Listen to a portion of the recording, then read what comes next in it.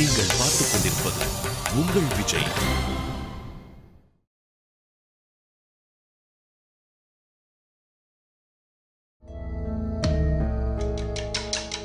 ஆண்டிப்பட்டி ஊராட்சி ஒன்றிய தலைவர் பதவிக்கான வாக்கு எண்ணிக்கை விவரம். பதிவான தபால் ஓட்டுகள் மொத்தம் 65, செல்லாத ஓட்டுகள் 6. ஆறுசாமி பெற்ற வாக்குகள் 26. சிதம்பரம் அவர்கள் பெற்ற வாக்குகள் 39.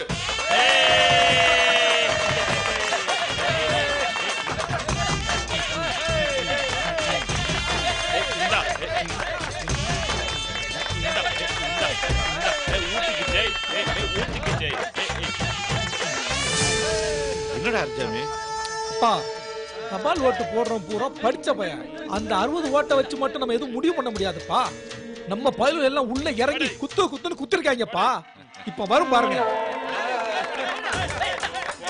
டேய், ஆடுங்கடா ஆடுங்க. இப்ப உங்க ஆட்டைய கலைக்கிறோம் பாருங்க.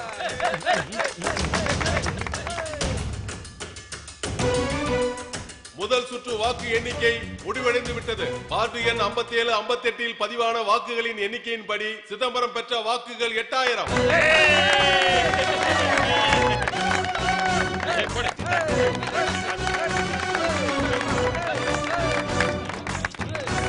முதல் சுற்று முடிவின்படி ஆறுசாமி பெற்ற வாக்குகள் 18,400. முதல் சுற்று முடிவின்படி ஆறுசாமி 10,400 வாக்குகள் அதிகம் பெற்று முன்னிலை வகிக்கிறார்.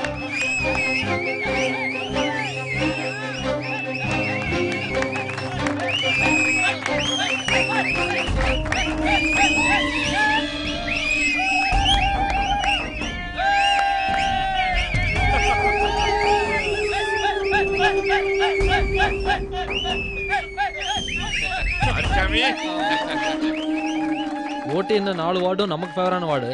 அங்கேயே ஆரிச்சாமி 10,000 ஓட்டு லீடிங்னா ரொம்ப கஷ்டம் தான். அவங்க கடைசி 4 நாள் தீயா வேலை செஞ்சாங்க. சக்தியெல்லாம் ஆபீஸ் பக்கமே வரல. இப்படி இருந்தா எப்படி ஜெயிக்க முடியும்? வெற்றி தோல்வியை முடிவு பண்ற முக்கியமான ஓட்டையே நியூட்ரல் ஓட்டு தான். அவங்க கடைசி வரைக்கும் யாருக்குன்னே தீர்மானிக்க மாட்டாங்க. எந்த பக்கம் ஸ்ட்ராங்கா வேலை செய்யறாங்களோ அவங்களுக்கு போட்டுட்டு போயிட்டே இருப்பாங்க. கடைசி 4 நாள் நம்மளை பார்த்தவங்க அப்பவே முடிவு பண்ணிருப்பாங்க நம்ம ஜெயிக்க மாட்டோம்னு. இரண்டாவது சுற்று வாக்கு எண்ணிக்கை நிலவரப்படி சிதம்பரம் 13,010 வாக்குகள், ஆறுசாமி 34,300 வாக்குகள்.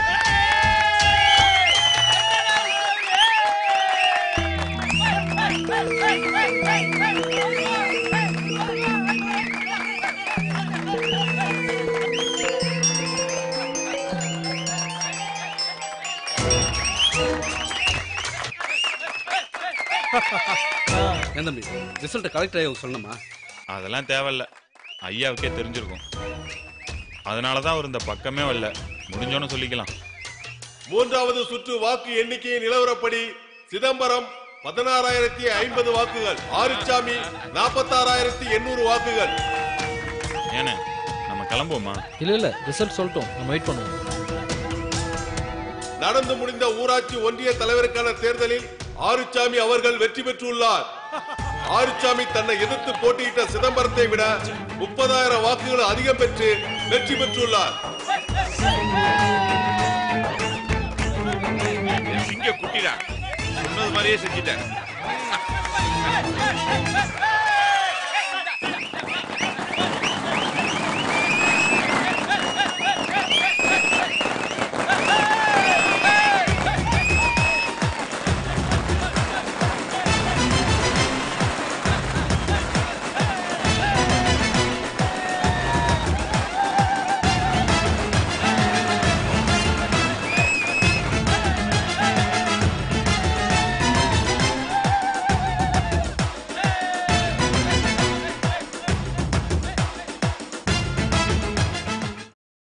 ஆண்டாள், போலாமா? நீ போ, நான் வரேன். என்னடி, என்னாச்சு? ஒண்ணும் இல்ல, கொஞ்ச நேரம் இருந்துட்டு வரேன். சாரிடி, கத்தி பார்க்கணும்னு சொன்னா அதான். நீ கிளம்பு. உன்னை தனியா விட்டுட்டு போக மனசு கேட்கல. ஒண்ணும் இல்ல, ஒரு 10 நிமிஷம் கழிச்சு நான் கிளம்பிடுவேன். என்னாச்சு? ஒண்ணும் இல்ல, விடு. அழகருக்கு வேணா ஃபோன் பண்ணவா? வேணாண்டி, ரிசல்ட் அனௌன்ஸ் பண்றாங்க. பிஸியா இருப்பா. எனக்கு ஒன்றும் பிரச்சனை இல்லை, நீ கிளம்பு. சரி நான் கிளம்புறேன், நீயும் சீக்கிரம் கிளம்பு. ம். பாய் டி. பாய்.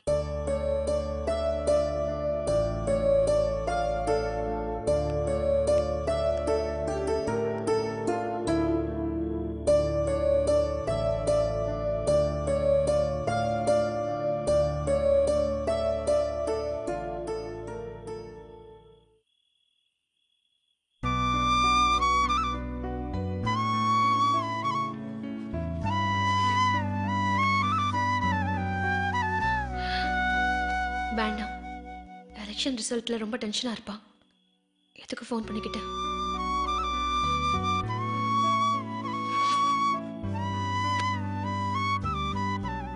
முன்னாடி எல்லாம் அவனை பார்க்கணும்னு மனசுல நினைச்சாலே போதும், வந்து நிப்பான்.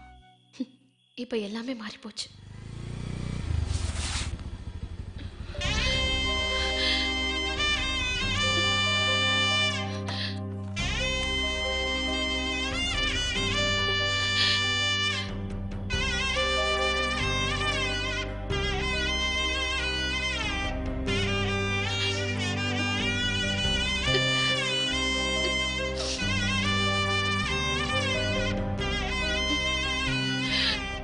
யாருக்கோ அழுக வருது. ஒண்ணும் இல்ல. இல்ல, வருது. நீ எதுக்குடா இங்க வந்த? மனசுக்குள்ள ஒரு பச்சை சொல்லுச்சு, உன் ஆளு தனியா இருக்கா, வருத்தமா இருக்கா, உன்னையே நினைக்கிறா, உன் கையை பிடிச்சிட்டு இருந்தா ஆறுதலா இருக்கும்னு நினைக்கிறா. அப்படி அந்த பச்சை சொல்லுச்சு, அதான் வந்தேன்.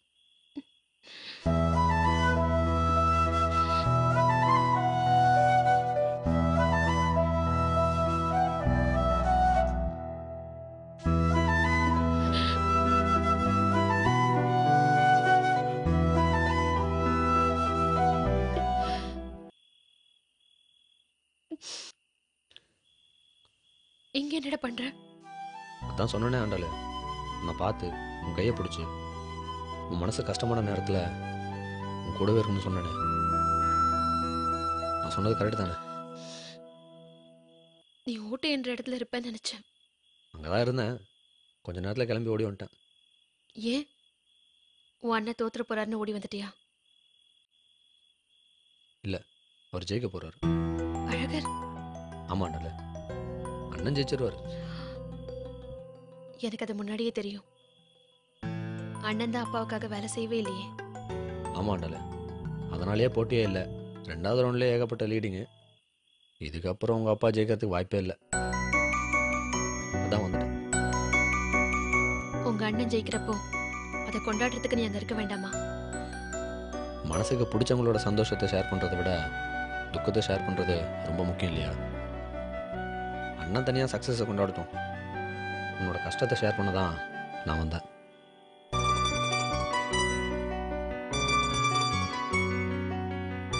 என்ன பார்க்குற? நீ நிஜமாவே அழகர் தானு பாக்குறேன். ஏன், அதில் உனக்கு என்ன டவுட்டு? இந்த 8ஆம் கிளாஸ் பையன் மாதிரி சாதாரணமா காமெடி பண்ணிக்கிட்டு வீம்பு பண்ணிக்கிட்டு அப்படிலாம் இல்லாம ரொம்ப பெரிய மனுஷத்தனமா நடந்துக்கிறானே, நம்ம ஆள் தானே டவுட் வந்துருச்சு. நமக்கு சீரியஸும் வருமா? ஆரம்பத்தில் காமெடி காட்சிகளை கலக்கிட்டு இருந்தோம். சமீப காலமாக நம்மளோட காதல் காட்சிகள்லாம் உலக நாடுகளில் பிரபலமாக இருக்குது. காமெடி காதலோடு நிறுத்திட்டா சரி வராதுல்ல, அதான் அப்பப்போ இந்த மாதிரி சென்டிமெண்ட் காட்சிகளையும் பூந்து விளையாடணும். என்ன டாக்டர், எமோஷனல் நமக்கு நல்லா வருதா? எமோஷனலை விட காதல் பின்னி எடுக்குது. அந்த அளவுக்கு இல்லைனாலும் எமோஷனல் ஓகே. அப்படியா? ஜெமினி கணேசன் போனதுலேருந்து இந்த காதல் மன்னன் சீட்டு காலியாகவே இருந்தது. அத நீ நேரா ரேகா கிட்டே கேட்டு பாரு. ரேகா யாரு? ஜெமினி கணேசன் பொண்ணு. ஓ, காமெடி. உன் கூட சேர்ந்து சேர்ந்து நானும் இந்த மாதிரி ஜோக்கெல்லாம் அடிக்க ஆரம்பிச்சிட்டேன்.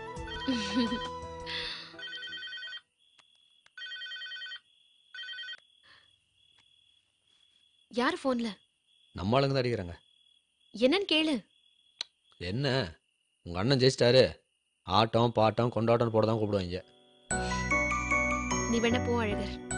ஆண்டல, ஒரு உண்மையை சொல்லிட்டா, எனக்கு இந்த வெற்றியில் சந்தோஷமே இல்லை. ஏன்னா தோத்து போனது என் மாமா, ஆண்டலோட அப்பா. உனக்கு சந்தோஷம் இல்லைன்னா எனக்கும் சந்தோஷம் இல்லை ஆண்டல. உன் சந்தோஷம்தான் என் சந்தோஷம்.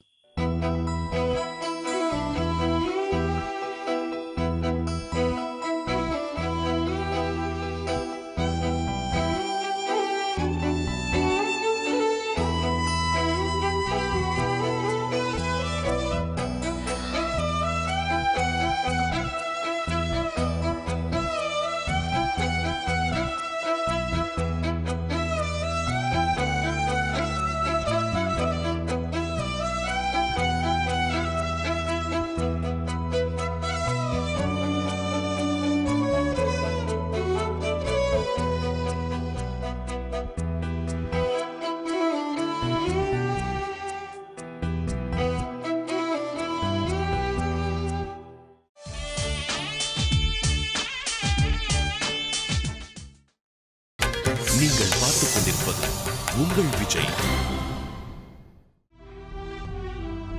நடந்து முடிந்த ஊராட்சி ஒன்றிய தலைவருக்கான தேர்தலில் ஆறுச்சாமி அவர்கள் வெற்றி பெற்றுள்ளார்.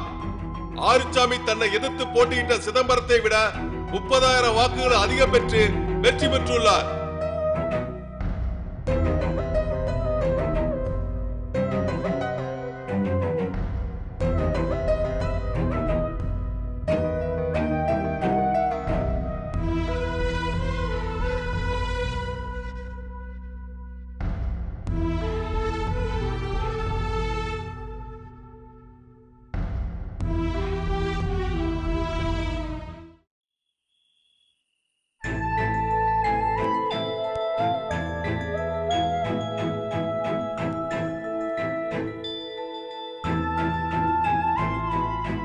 உட்கார்.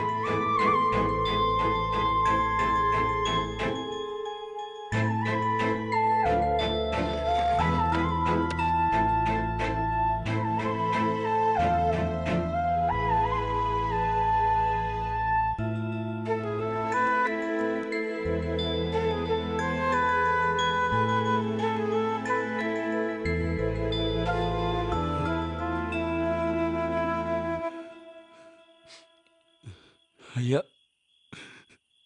நீங்க தோத்து போறதுக்கு நானே காரணம் மாட்டேன் ஐயா. சக்தி, அழாத.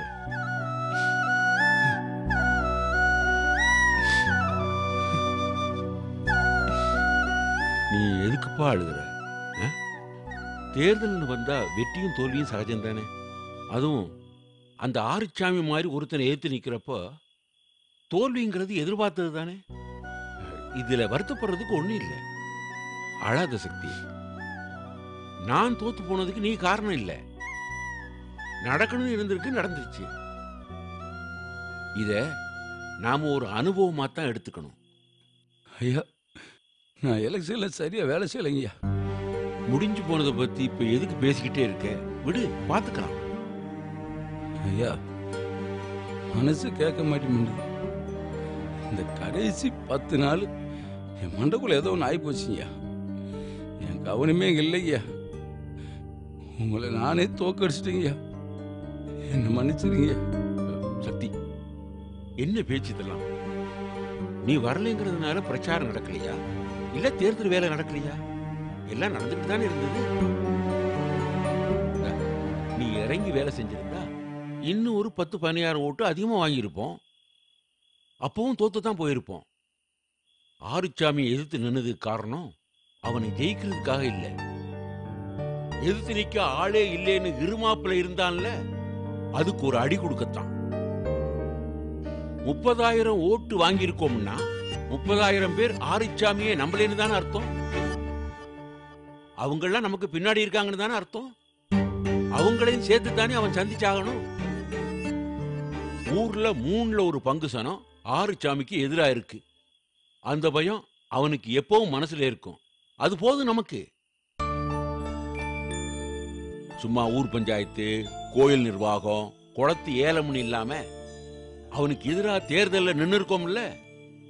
இந்த வாட்டி இது போதும் ஐயா. அடுத்த வாட்டி பெருசா பண்ணலாம். ஐயா, என்னை சமாதானப்படுத்துறதுக்காக நீங்க என்னென்னமோ பேசுறீங்கய்யா. ஆனா எனக்கு மனசே கேட்க மாட்டேங்குதுயா. நான் வேலை செஞ்சிருக்கணுங்கய்யா, நான் செய்யலை. ஐயா, யாராருக்கோ எவ்வளவோ பாடுபட்டிருக்கீங்கய்யா. எங்க ஐயா எலெக்ஷன்ல நிக்கிறப்ப இறங்கி வேலை செஞ்சிருக்கணுங்கய்யா. நான் செய்யலை, என்னால் செய்ய முடியலைங்கய்யா. மன்னிச்சிருக்கய்யா. சக்தி, கடந்த 2 வாரமா நீ படாத பாடுபட்டுக்கிட்டு இருக்க. அதை நான் பார்த்துக்கிட்டு தான் இருக்கேன். மனசுல எதையோ போட்டு உழப்பிக்கிட்டு இருக்க. அது என்னன்னு எனக்கு தெரியலப்பா. ஆனா அதை பத்தி நான் கேட்கவே மாட்டேன். சொல்லணும்னு நினைச்சா தான் நீ என்கிட்ட சொல்லியிருப்பியே. வெளியே சொல்ல முடியாத ஏதோ ஒண்ணு உன் தொண்டைக்குழியில சிக்கிக்கிட்டு இருக்கு. அதை துப்பவும் முடியாம முழுங்கவும் முடியாம நீ படுற பாடு எனக்கு புரியுது. ஐயா, சக்தி, உங்க அண்ணன் எதையும் 1க்கு 4 தடவை யோசிச்சு செய்வான். அது அவனுடைய பலம். ஆனா நீ எதையுமே யோசிக்காம பட்டுன்னு மனசு சொல்றத கேட்கிற ஆளு. அது உன்னோட பலம். நீயே ஒரு விஷயத்துல முடிவெடுக்க முடியாம தடுமாறுறேன்னா அது எவ்வளவு பெரிய விஷயம்னு என்னால புரிஞ்சுக்க முடியுது. ஐயா, சக்தி, எனக்காக வேலை செய்ய முடியாத அளவுக்கு இன்னொரு விஷயம் பிடிச்சு இழுக்குதுன்னா அது உண்மையிலேயே பெரிய விஷயமா தான் இருக்கும். அதை சட்டுன்னு தூக்கி போட்டு வெளியே வா. சக்தி, தேர்தல் நிறைய வரும் போகும். ஆனா வாழ்க்கை அப்படி இல்லை. ஒரு தடவை தான் வரும். தேர்தலில் இன்னைக்கு தோத்தா நாளைக்கு ஜெயிச்சிடலாம். ஆனா வாழ்க்கையில தோத்துறாத. ஐயா, சக்தி, உன் பிரச்சனை என்னன்னு கேட்க மாட்டேன். அதை பண்ணு இதை பண்ணுன்னு நான் உங்ககிட்ட எதையுமே சொல்ல மாட்டேன். என்னோட அறிவெல்லாம் வெறும் ஏட்டி சுரக்கா. நம்ம வீட்டு ஆளுகளை தவிர, வெளியில இருக்கிற 4 பேரை தவிர நல்லபடியா நான் யார் கூடயும் பழகுனது கிடையாது. ஆனா நீ அப்படி இல்லை. நம்ம வீட்டிலேயே அதிகப்படியா பழக்க வழக்கம் உள்ள ஆளு நீதான். போடு போட்டு வாழ்க்கை வாழாம ஆத்து தண்ணி மாதிரி இஷ்டத்துக்கு உனக்கு பிடிச்ச மாதிரி நீ வாழ்ந்துகிட்டு இருக்க. உன் மனசு எது சரின்னு சொல்லுதோ அந்த முடிவை நீ எடு. ஏற்கனவே உன்னால நம்ம குடும்பத்துக்கும் எனக்கும் இந்த தேர்தல் மூலமா அவமானம் ஆச்சுன்னு நீ நினைச்சேன்னா அடுத்து நீ எடுக்க வேண்டிய முடிவு, அடுத்து நீ எடுக்க போற முடிவு இதை சரி பண்ற மாதிரி இருக்கணும். நான் சொல்றது உனக்கு புரியும்னு நினைக்கிறேன். எதுவா இருந்தாலும் யோசிச்சுக்கோ. சக்தி, தேர்தலில் தோத்து போறது பெரிய பிரச்சனை இல்ல. தோக்குறதுக்கு ஒரு பிரச்சனை தான் காரணம்னு நீ நினைக்கிற பாரு, அதை சரி பண்ணு. என் வயசுக்கு நான் எல்லாத்தையும் பார்த்துட்டேன். இனிமே நான் தோக்குறதுக்கும் ஜெயிக்கிறதுக்கும் ஒண்ணும் இல்லை. ஆனா நீ தோத்துறாத. ஐயா,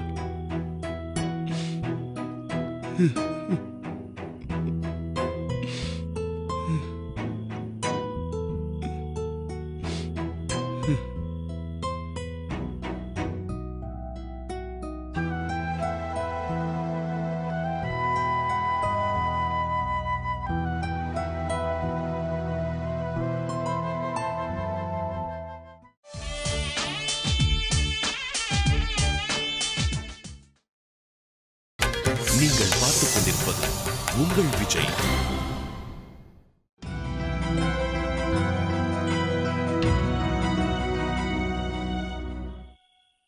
மாமா, சாப்பிட வாங்க. இது ஒண்ணுதான் குறைச்சல். மாமா, வெற்றி தோல்விலாம் வீரனுக்கு ரொம்ப சகஜம்.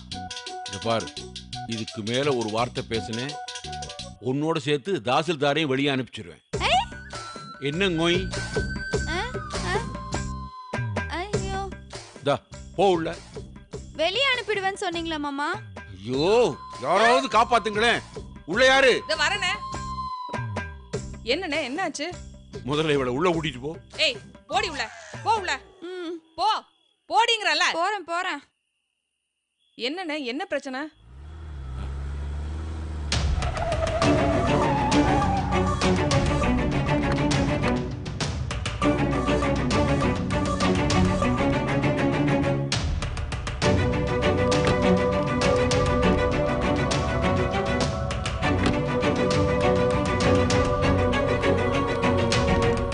ஐயா, கலெக்டர் ஐயா, வணக்கம் ஐயா.